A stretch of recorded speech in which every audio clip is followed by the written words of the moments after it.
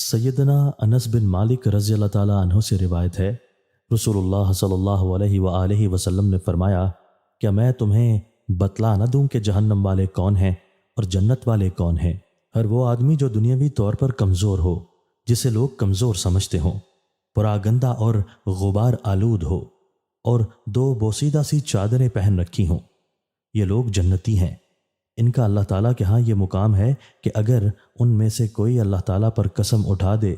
تو وہ ان کی قسم کو ضرور پورا کر دیتا ہے۔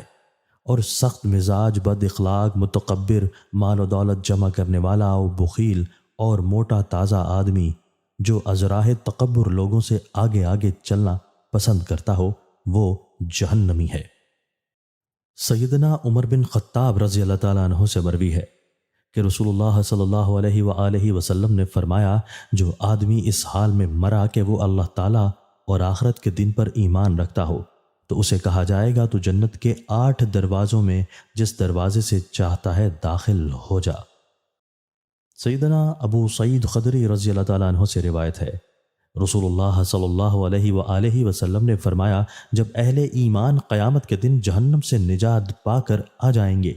تو ان کو جنت اور جہنم کے درمیان ایک پل پر روک لیا جائے گا تاکہ دنیا میں ان کے آپس میں ہو جانے والے مظالم کا ایک دوسرے کو بدلہ دلوایا جا سکے۔ جب ان کو اچھی طرح سوار دیا جائے گا اور وہ پاک صاف کر دیے جائیں گے تو انہیں جنت میں جانے کی اجازت دے دی جائے گی۔ اس ذات کی قسم جس کے ہاتھ میں میری جان ہے، جس طرح دنیا میں ان کو اپنے گھروں کا راستہ معلوم تھا، وہ جنت میں اپنے مقام پر اس سے بھی زیادہ آسانی سے پہنچ جائیں گے۔